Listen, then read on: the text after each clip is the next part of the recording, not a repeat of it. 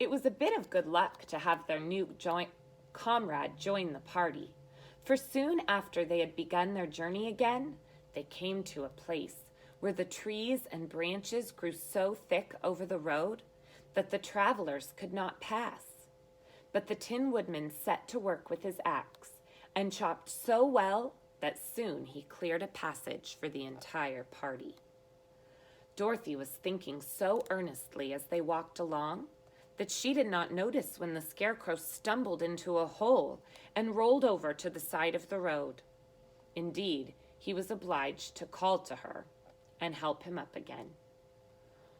"Well, why didn't you walk around the hole?" asked the Tin Woodman. "Oh, because I don't know enough," replied the Scarecrow cheerfully. "My head is stuffed with straw, you know, and that is why I'm going to ask Oz to give me some brains." "Oh, I see," said the Tin Woodman. "But after all, brains are not the best thing in the world." "Well, have you any?" inquired the Scarecrow. "Oh, no, my head is quite empty," answered the Tin Woodman. "But once I had brains, and a heart also. So having tried them both, I should much rather have a heart." "Why is that?" asked the Scarecrow. "Well, I'll tell you my story, and then you will know." So while they were walking through the forest, the Tin Woodman told his following story. "I was born the son of a woodman who chopped down trees in the forest and sold wood for a living.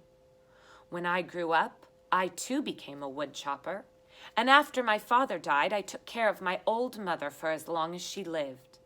Then I made up my mind that instead of living alone, I would marry, so that I might not become lonely. There was one of the Munchkin girls who was so beautiful that I grew to love her with all my heart. She, on her part, promised to marry me as soon as I could earn enough money to build a better house for her. So I set to work harder than ever. But the girl lived with an old woman who did not want her to marry anyone, for she was so old and lazy that she wished for the girl to remain with her and do all the cooking and all the housework. So the old woman went to visit the Wicked Witch of the East and promised her 2 sheep and a cow if she would stop my marriage to the young Munchkin. Thereupon the Wicked Witch enchanted my axe with a magic spell, and when I was chopping away at my best one day, for I was anxious to get the new house and my wife as soon as possible, the axe slipped all at once and cut off my leg. Now this at first seemed like a great misfortune, for I knew a one-legged man could not do very well as a wood chopper. So I went to a tinsmith, and I had him make me a new leg out of tin. Well, the leg worked very well once I was used to it. But my actions angered the Wicked Witch of the East, for she had promised the old woman that I would not marry the Munchkin girl. When I began chopping again, my axe slipped and cut off my right leg. Again I went to the tinsmith, and again he made me a leg out of tin. After this, the enchanted axe cut off my arms one after another. But nothing daunted, I had them replaced with tin ones. The Wicked Witch then made the axe slip and cut off my head. And at first I thought that was the end of me. But the tinsmith happened to come along, and he made me a new head out of tin. I thought I had beaten that Wicked Witch then, and I worked harder than ever. But I little knew how cruel my enemy could be.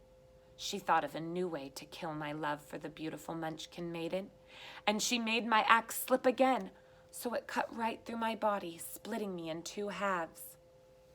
Once more the tinsmith came to help, and made me a body of tin, fastening my tin arms and legs and head to it by means of joints, so I could move around as well as ever. But alas, I had no heart, so I lost all my love for the Munchkin girl, and I didn't care whether I married her or not. I suppose she's still living with that old woman, waiting for me to come and find her. My body shone so brightly in the sun that I felt very proud of it, and did not matter now if my axe slipped, for it couldn't cut me. There was only one danger, that my joints would rust from rain. But I kept an oil can in my cottage, and I took care to oil myself whenever I needed it. However, there came a day when I forgot to do this, and being caught in a rainstorm, before I thought of the danger my joints had rusted, and I was left to stand in the woods until you came to help me. It was a terrible thing to undergo, but during the year that I stood here, well, I had time to think that the greatest loss I had known was the loss of my heart. While I was in love, I was the happiest man on earth, but no one can love who has not a heart. And so I am resolved to go to Oz and ask him to give me one. And if he does, I will go back and find the Munchkin Maiden and marry her. Both Dorothy and the Scarecrow had been greatly interested in the story of the Tin Woodman, and now they understood why he was so anxious to get a new heart. "Well, all the same," said the Scarecrow, "I shall ask for brains instead of a heart, for a fool would not know what to do with the heart if he had one." "Oh, no, I shall take the heart," returned the Tin Woodman, "for brains do not make one happy, and happiness is the best thing in the world." Dorothy did not say anything, for she was puzzled to know which one of her two friends was right. And she decided if she could only get back to Kansas and Aunt Em, it did not matter whether the Woodman had no brains or the Scarecrow had no heart, or if each got what they wanted. What worried her most was that the bread was nearly gone, and another meal for herself and Toto would empty the basket. To be sure, neither the Woodman nor the Scarecrow ever ate anything, but she was not made of tin or of straw, and could not live unless she was fed. And that's where we're going to stop. So, today, I want you to bring that very important question back to your family. If you had to choose one, a brain or a heart, which one would you choose and why? The Scarecrow and the Tin Woodman can only each ask for one. And neither one are flesh like we are. The Scarecrow's made out of straw, and the Tin Woodman is made out of tin. So the Scarecrow doesn't have a brain or a heart, and the Tin Woodman doesn't have a brain or a heart. But they can each only ask the Wizard of Oz for one, and they're both asking for something different, for different reasons. The Scarecrow wants to be able to think, and the Woodman wants to be able to love. So it's a good question to ask your family.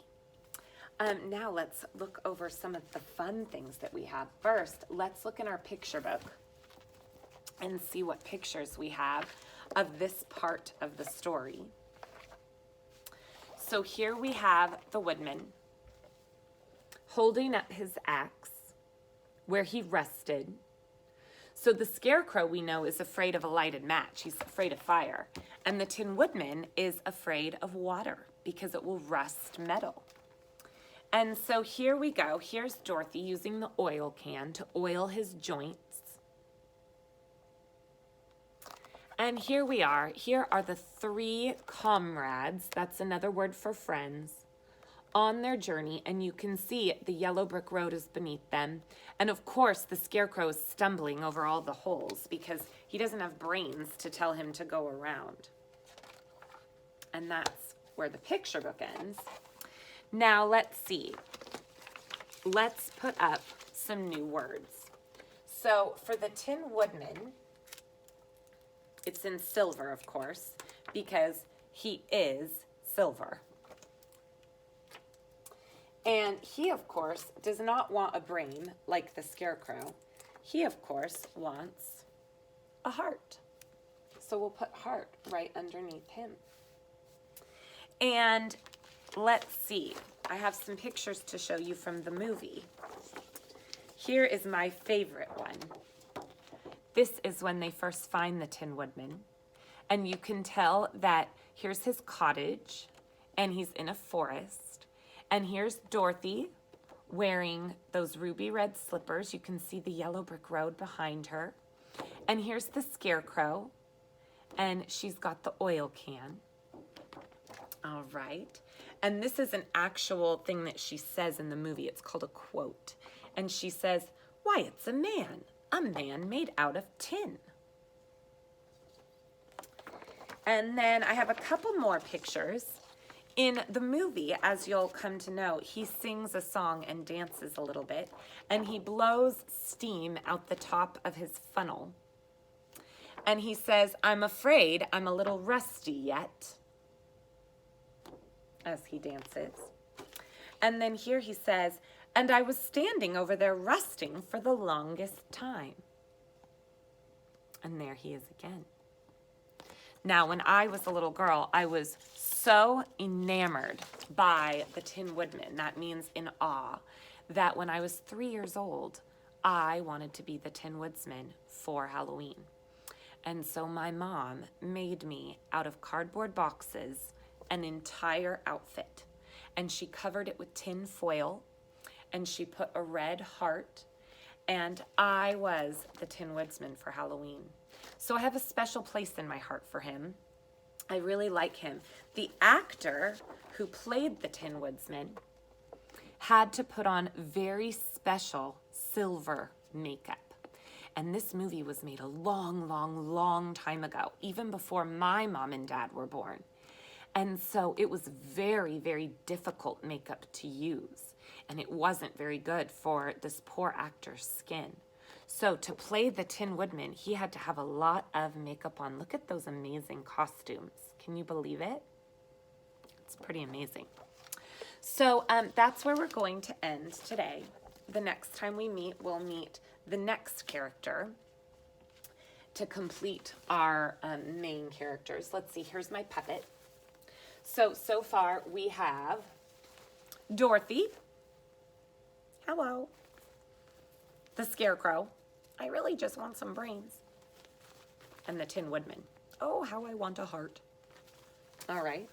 So make sure you have that conversation with your family tonight over which one you would choose, a heart or brains. And I will see you back next time. There's no place like home.